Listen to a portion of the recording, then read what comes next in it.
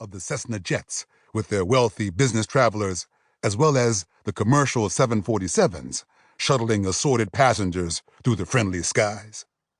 The red-orange sun would be descending in the afternoon sky, heavy from the weight of its own sweltering heat, and we'd have all the windows rolled down to catch a breeze as my siblings and I laughed and pointed out specific clouds to each other. A camel, a roller coaster, the face of one of our aunties, while waiting for the next plane to land or take off. We couldn't afford the trips to the Florida beaches or vacations to the Grand Canyon that my classmates would boast about the rest of the summer.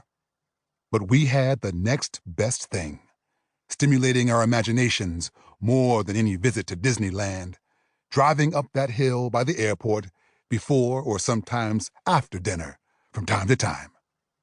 As we sat in the car or ventured out on the lot to get a closer look, we would imagine we were on those planes, going God knows where to see God knows what. Defying gravity. Flying for the first time is a lot like creating your own business, launching a startup, or establishing a non-profit organization. Undertaking such ventures requires overcoming the inherent fear of leaving the safety of solid ground behind, defying gravity, and embarking on a journey of unexpected variables within predictable patterns toward a deliberate destination. In other words, both require a little bit of crazy and a whole lot of courage. Sitting there as a kid and watching planes fly in and out, I loved listening to my parents tell us how their parents grew up during a time when all they could see in the sky were birds and clouds, occupying space where people could not go. My mother was born in 1926, and while I'm not sure when her mother was born, I suspect it was around the time the Wright brothers first successfully launched their fixed-wing aircraft at Kitty Hawk, North Carolina, in 1903. Why do I suspect this? Because my great-aunts were afraid of flying until they died. I wasn't afraid so much as I was curious. Even as a kid, I couldn't help but wonder what Orville and Wilbur Wright must have had on their minds and in their hearts that caused them to build a machine heavy enough to hold human beings and yet light enough to fly through the air.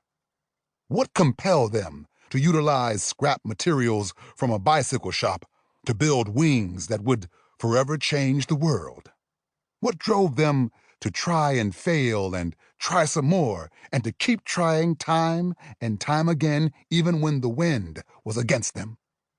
Whatever it was, their passionate pursuit of innovation transformed inspiration and perspiration into aviation.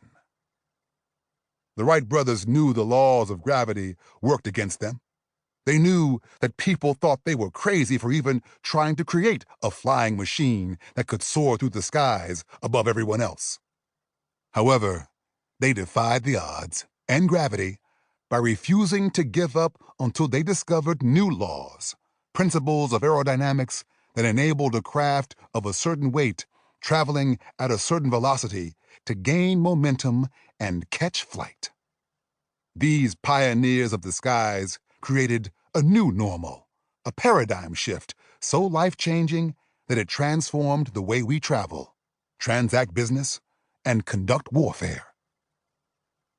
Now, maybe you aren't interested in building a flying machine, but in essence, the Wright brothers' endeavor is the goal of every entrepreneur. What do you need to build in order to get there into the sky of economic viability? How can you take what you have and escape the gravitational pull of a salary that limits your ability to escape from living paycheck to paycheck?